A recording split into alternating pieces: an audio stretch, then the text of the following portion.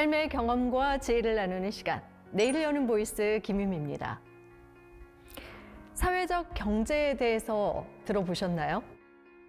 협력과 연대를 바탕으로 사업체를 통해 수행하는 모든 경제적 활동을 말하는데요. 대표적인 조직으로는 협동조합이나 마을기업, 농어촌 공동체 회사 등이 있습니다.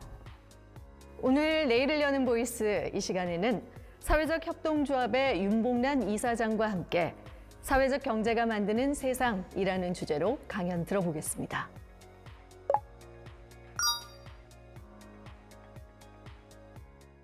사회적 경제가 더 나은 세상을 만든다는 믿음. 우리 사회가 당면한 복잡 다양한 문제를 해결하는 주체가 바로 사회적 경제이다라고 믿고 사회적 경제를 일구기 위해서 지역사회에서 열심히 활동하고 있는 윤봉란입니다. 오늘 시청자 여러분들과 지금 시대의 사회적 경제가 왜 필요하고 중요한지, 그리고 사회적 경제가 만들어가고자 하는 세상은 어떤 것인지에 대해서 함께 이야기 나누고자 합니다. 그렇다면 우리 시대에 당면한 사회 문제들은 어떤 것이 있을까요? 여러 가지 문제가 있지만 대표적으로 이야기한다면 고용 없는 저성장이 지속되고 있고 심각한 부의 편중 현상이 지속적으로 일어나고 있습니다. 무한 경제 사회가 심화되고 있고 불평등이 심화되고 있습니다. 급격한 고령화와 노인 빈곤 문제, 기후위기 심화 등으로 우리 사회는 과연 지속 가능한가에 대한 질문에 선뜻 그렇다라고 답하기 어려운 여건에 있습니다. 사회적 경제의 등장 배경을 보면 지금으로부터 약 250년 전에 산업혁명 시기에 자본주의 생산 방식의 여러 가지 문제로 인해서 열악한 노동 조건에 처했던 노동자 농민들의 연대와 자조운동으로 시작되었습니다. 1990년대에 IMF를 겪으면서 그리고 2008년 글로벌 금융위기를 경험하면서 전 세계적으로 사회적 경제는 주목받기 시작했습니다. 우리나라에서도 도시 빈민 공동체, 자활 공동체, 생활협동조합, 사회적 일자리 창출을 목적으로 하는 사회적 기업, 마을 기업, 협동조합 등이 우리 사회에 등장하면서 각각의 시대마다 사회가 당면한 문제들을 해결하기 위해 공동체와 시장, 시민사회, 국가가 협력 속에서 사회적 경제는 전개되어 왔습니다. 사회적 경제가 해결하고 있는 우리 사회 대표적인 사회 문제라고 한다면 취약계층의 사회적 경제 배제와 치솟는 복지 비용, 고령화와 노인 빈곤 문제를 해결하기 위한 노동 통합형 일자리를 창출했다. 다음은 비정규직의 증가, 노동시장의 양극화, 영세 자영업자들의 열악한 사업 환경을 해결하기 위해 좋은 일자리를 창출에 힘써왔습니다. 육아, 보육, 간병, 의료 등 사회 서비스 품질에 대한 불신 문제를 해결하기 위해서 양질의 서비스를 제공하기도 하였고요. 지방 소멸과 지역 경제 쇠퇴, 지역 격차 확대와 공동체 해체, 악화되는 환경 문제는 더 살기 좋은 지역 만들기로 해결해 왔습니다. 그렇다면 먼저 국제기구인 ILO와 UN에서 정의한 사회적 경제는 어떻게 정의하는지 간단하게 알아보겠습니다. 집단 또는 일반 이익에 봉사하기 위해 경제, 사회, 환경 관련 활동에 종사하는 기업, 단체, 기타 기관을 포함하고 있습니다. 특히 사회적 경제에 대한 원칙을 강조하고 있는데요. 이 원칙이라 함은 자산과 잉여금, 이익의 분배 및 사용 과정에서 자본보다 자발적 협력과 상호 원조, 민주적 참여적 거버넌스, 그리고 자율성과 독립성, 사람을 우선으로 하는 원칙을 강조하고 있습니다. 특히 사회연대 경제는 사람과 지구를 돌보는 일, 평등과 공정성, 상호 우전성, 자율성과 투명성, 그리고 책임성, 이를 통한 양질의 일자리를 추구하는 것으로 정의하고 있는데요. 이에 따라서 사회적 경제 조직의 형태는 다양하게 정의하고 있습니다. 여러분들이 많이 들어보셨던 협동조합, 협회, 공제조합, 재단, 사회적 기업, 자조단체, 그리고 사회연대 가치와 원칙에 따라 운영되는 기타 단체들을 포함하고 있습니다. 아마도 사회적 경제는 어떤 조직의 형태라기보다는 사회연대 경제가 지향하는 가치와 원칙을 강조하고 있다고 볼 수 있겠습니다. 그렇다면 우리나라의 경우에는 어떻게 정의하고 있을까요? 여러분들 사회적 경제하면 대표적으로 떠오르는 기업들이 있죠. 사회적 기업, 협동조합, 마을기업, 자활기업이 보통 대표적으로 이야기되고 있는데요. 특히 사회적 기업은 취약계층의 일자리 창출과 사회 서비스를 제공하는 등 사회적 가치 실현을 목적으로 하는 기업이라고 하고 있고요. 협동조합은 공동으로 소유하고 민주적으로 운영을 통해 구성원 공동의 필요와 욕구를 해결하는 사람들이 자발적으로 만든 조직이라고 정의하고 있습니다.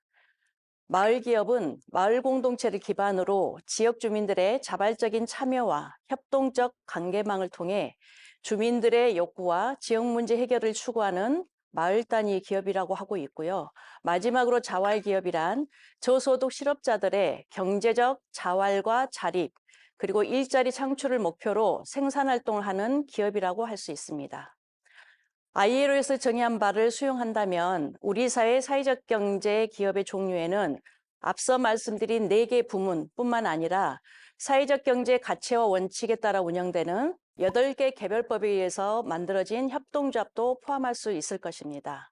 앞서서 다양하게 좀 설명을 드렸는데요. 사회적 경제의 정의에 담긴 주요 키워드를 다시 한번 정리한다면 구성원 상호 간의 연대와 협력, 그리고 자발적 참여, 사회 서비스를 확충하고 복지를 증진하고 일자리 창출하고 그리고 지역 공동체 발전과 기타 공익에 대한 기여 등 사회적 가치를 창출하는 모든 경제적 활동이다라고 말씀드릴 수 있겠습니다. 그렇다면 사회적 경제와 다른 기업 그리고 다른 조직들과 구별되는 중요한 특징에 대해서 말씀드리겠습니다. 크게 4가지로 말씀드릴 수 있겠는데요. 첫 번째로는 일자리 창출과 양질의 사회 서비스를 제공을 통해서 우리 사회 문제를 해결한다라고 하는 사회적 목적을 가지고 있다라고 말씀드릴 수 있겠고요. 다음은 시장에서 재화와 서비스를 생산 제공한다라고 하는 기업적 속성을 가지고 있습니다. 세 번째로는 지배 구조와 소유 구조에 있어서 민주성이 담보되고 있고요. 특히 이윤 분배에 있어서 제한을 갖는다라고 하는 사회적 소유 성격이 있습니다. 마지막으로 이해관계자의 참여와 민주적 의사결정 구조, 그리고 운영의 투명성과 도덕성을 지향하는 민주적 운영 구조를 갖고 있다라고 하는 특성을 가지고 있습니다. 이걸 종합적으로 말씀드린다면 사회적 경제는 경제 활동의 목적이 돈벌이가 아니라 사회적 필요, 사회의 문제를 해결하는 곧 사회적 목적을 달성하기 위한 기업이다라고 말씀드릴 수 있겠습니다. 그렇다면 사회적 경제가 추구하는 가치 또는 사회적 경제가 창출하는 그 가치는 어떤 것이 있을 수 있을까요? 사회적 가치라는 개념도 아마 생소하실 건데요. 사회적 가치에 대한 몇 가지 사례를 통해서 알아보도록 하겠습니다. 먼저 공공기관의 사회적 가치 실현에 관한 기본 법안이 현재 국회에 상정되어 있는데요. 그 법안에 의하면 사회적 가치란 사회적, 경제적, 환경적, 문화적 영역에서 공공의 이익과 공동체 발전에 기여하는 가치라고 이야기하고 있고요. 고용노동부에서 사회적 가치를 측정하고 있습니다. 사회적 가치를 측정하면서 정의한 사회적 가치는 사회적 목적을 우선적으로 추구하는 조직이 창출한 사회적, 경제적 성과와 사회적 영향을 의미한다라고 이야기하고 있습니다. 마지막으로 국제기구에서는 국제사회가 당면한 사회 문제로서 2030년도까지 달성할 목표로 17개 지속가능한 발전 목표를 선언하였는데요. 여러분들 많이 들어보셨을 겁니다. 빈곤 종식, 그리고 건강한 삶을 보장하는 것, 그리고 양질의 교육 제공, 성평등, 지속가능한 에너지, 좋은 일자리 창출 등 17개의 지속가능 발전 목표를 선언하였는데요. 바로 이러한 17가지 발전 목표를 달성하기 위한 여러 노력들이 곧 사회 문제를 해결하고 그것 자체가 사회적 가치로 인정되고 있기도 합니다. 네, 그렇다면 사회적 가치를 창출하는 또는 사회 문제를 해결하는 사회적 경제 사례를 몇 가지 소개하도록 하겠습니다. 여러분들 생품성이 떨어져 있는 농산물을 B급 농산물이라고 많이 들어보셨죠?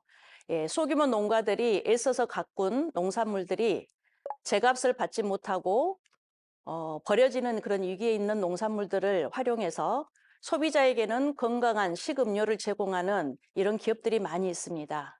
궁극적으로는 소규모 농가에게는 소득 창출의 기회를, 그리고 소비자에게는 건강함을, 궁극적으로는 환경 보호에 기여하는 이런 기업들이 있고요. 다음은 중소도시 소규모 지역 주민들의 문화예술 향유권을 보장하기 위해서 여러 가지 문화예술 공간들을 만들어내고 지역 주민들에게 그런 기회를 제공하면서 동시에 특히 농촌 지역의 여성들의 일자리 창출뿐만 아니라 여성의 사회적 지위 향상을 노력하는 이런 사례들도 있습니다. 다음은 지역사회 주민들의 열악한 의료 서비스를 제공하고 건강한 생활을 지원하는 협동조합. 지역 어르신들의 손맛, 솜씨를 사업화하여 일자리와 소득을 창출하고 소득의 또 일부는 지역사회 취약계층 돌봄 사업에 사용하는 마을 단위의 기업들. 발달장애인들의 돌봄과 사회인으로 성장할 수 있도록 지원하는 협동조합. 육아의 문제를 보육교사와 부모가 공동으로 운영하는 양질의 교육과 보육 서비스를 제공하는 공동육아 협동조합, 소상공인들의 협업을 통해 경쟁력을 제고하는 소상공인 협동조합 등 우리 사회의 다양한 사회경제 조직들이 활동하고 있는데요. 이렇듯 개별적인 사회적 경제 조직들의 활동뿐만 아니라 마을 단위의 마을에 필요한 다양한 서비스를 사회적 경제 방식으로 해결하는 다양한 사회적 경제 마을들도 존재하고 있습니다. 그렇다면 광주 지역은 어떠할까요? 특히 광주 지역은 사회적 경제가 양적으로 꾸준하게 성장해 오고 있습니다. 질적으로도 지방정부와 사회적 경제 주체들 그리고 시민사회 공동의 노력으로 여러 가지 갈목할 만한 성장들을 보이고 있기도 합니다. 그렇다면 사회적 경제가 성장하고 안착하기 위해서 어떤 준비들이 필요할까? 저는 특히 공동체 활성화가 중요하다고 말씀드릴 수 있겠습니다. 특히 광주는 공동체가 강하다라고 평가받고 있는데요. 지난 20년간 마을 공동체를 활성화하기 위해서 광역과 기초지방자치단체 그리고 각 공동체가 체계적으로 성장해 오고 있기도 합니다. 현재 약 1000여 개의 공동체가 마을 곳곳에서 이웃과 관계를 회복하고 마을의 문제를 스스로 해결하는 다양한 사업들이 펼쳐지고 있는데요. 아마 우리 광주 지역에서도 개별 사회적 경제 기업들의 성장뿐만 아니라 생활의 필요를 마을 단위에서 사회적 경제 방식으로 해결하는 다양한 사회적 경제 마을이 등장하지 않을까 고대하면서 저 또한 여러 가지 구상과 실천을 하고 있기도 합니다.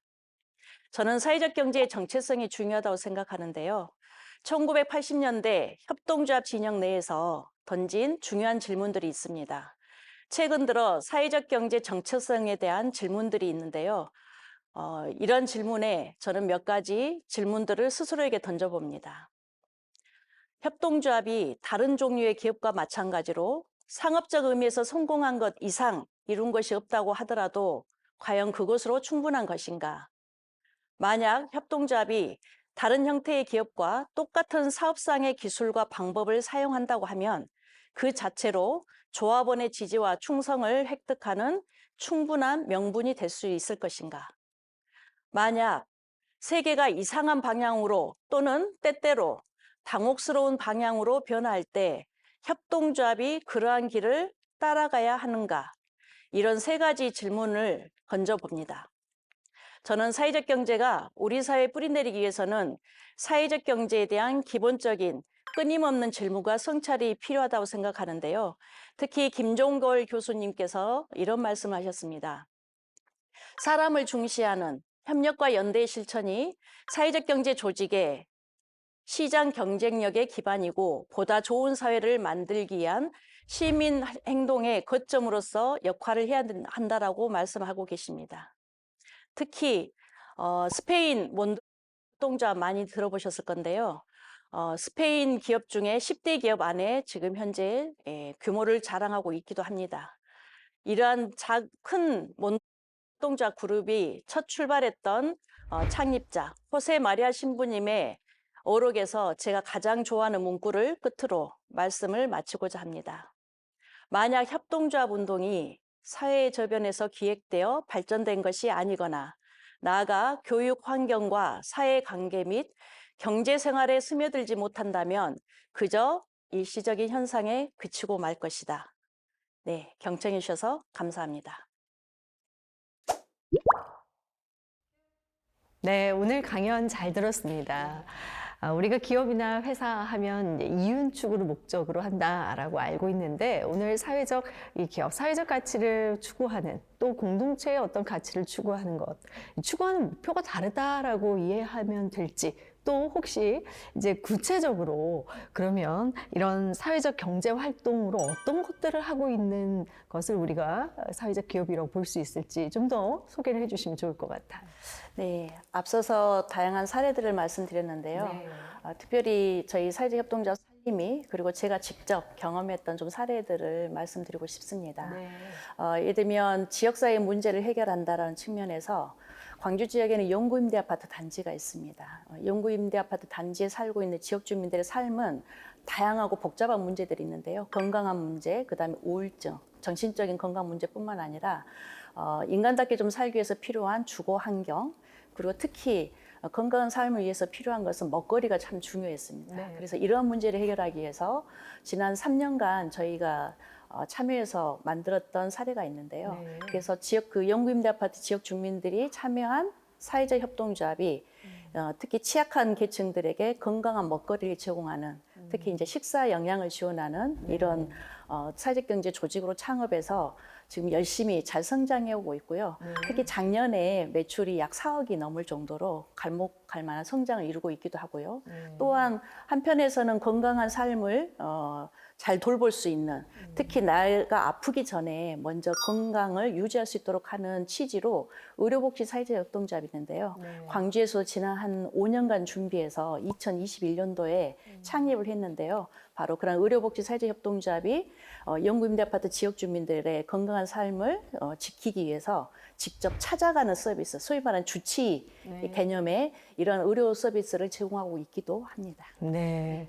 말씀해 주신 단체들, 또 마을 기업, 또 사회적 협동조합, 이런 것들이 뭐 굳이 어려운 경제 활동이 아니네요. 우리가 살아가는 의식주와 관련이 있는, 특히 또 취약계층이나 우리가 돌보지 못했던 사회 곳곳에 그런 것들에 관심을 갖기 시작하면서 하게 되는 일 자체가 이 사회적 기업 활동의 모든 활동에 들어가지 않을까라는 생각이 드는데 조금 더 이해하기 쉽게 비영리 단체, 특히 비영리 법인이라든지 이런 업체들과는 그럼 어떤 차이점이 있을까 궁금한데요. 어떻습니까? 예, 현재 이제 우리나라 여러 가지 제도상으로 보면 특히 영리를 추구하는 기업, 영리를 추구하는 법인, 그래서 영리 법인과 영리를 추구하지 않는 법인으로서 비영리 법인을 크게 나누고 있는데요. 그렇죠. 사회적 경제 기업의 종류 중에서도 특히 뭐 주식회사, 들은 대표적인 영리 법인의 형태이기도 합니다. 네. 그래서 사회적 경제는 영리 법인과 비영리 법인의 어떻게 보면 중간 영역에서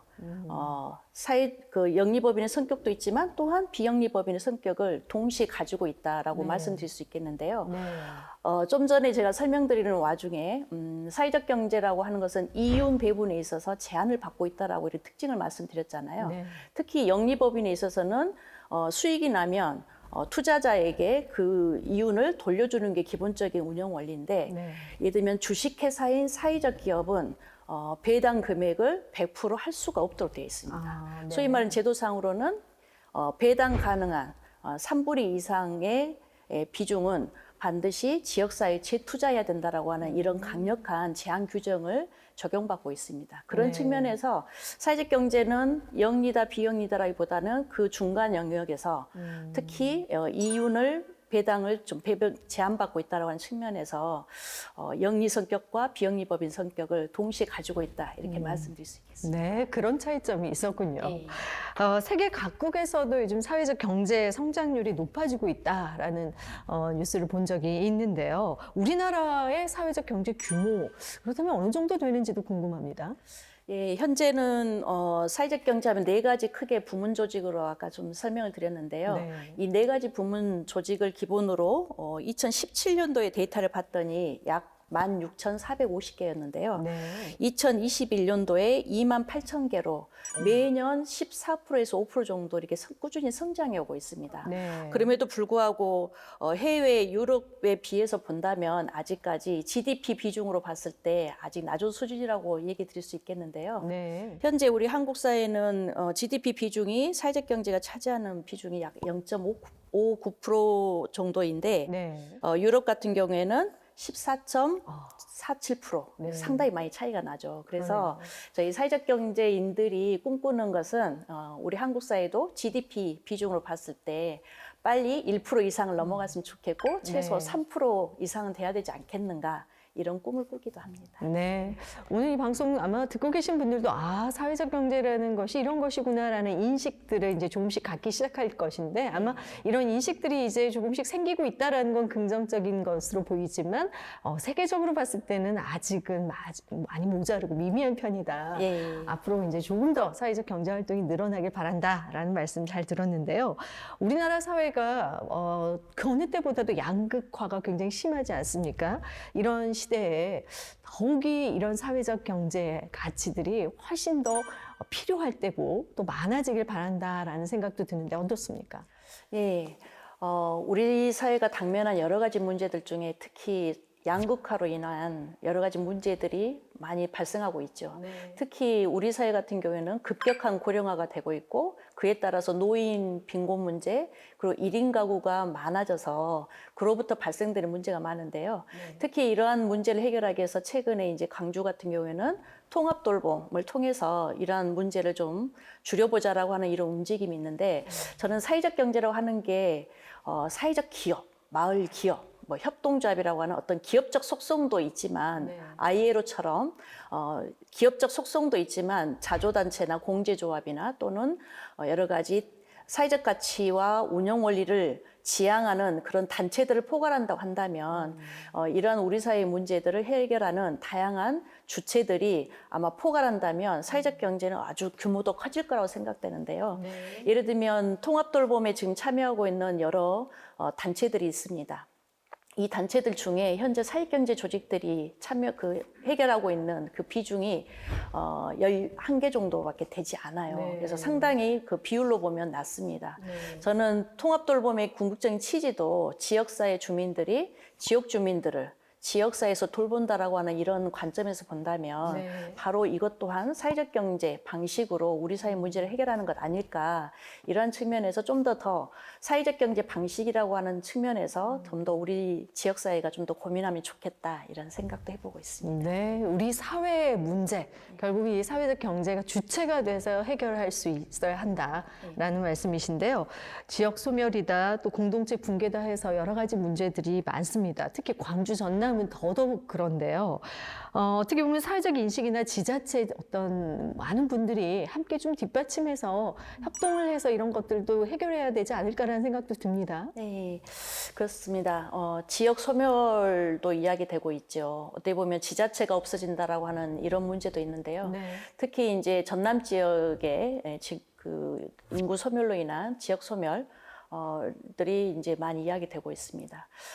결국은 이제 이런 문제를 해결하기 위해서는 인구가 점차적으로 감소하고 있는 이 상황에서는 도시로 집중되고 있는 인구가 지역사회로 다시 내려갈 수 있도록 하는 이런 환경 조성이 필요할 건데요. 네. 이러한 일들은 지방자치단체의 어떤 노력으로는 불가능할 것으로 보여집니다. 그래서 이런 부분에 있어서 많은 지역에서 특히 사회적 경제 주체들이 지역의 어떤 활기를 불어넣고 그리고 인구가 다시 지역에서 살아갈 수 있도록 하는 이런 환경들을 만들어내는 다양한 활동들이 펼쳐지고 있는데요. 네. 이런 부분에 있어서는 지방자치단체가 정책적으로 많은 고민들이 필요한데요.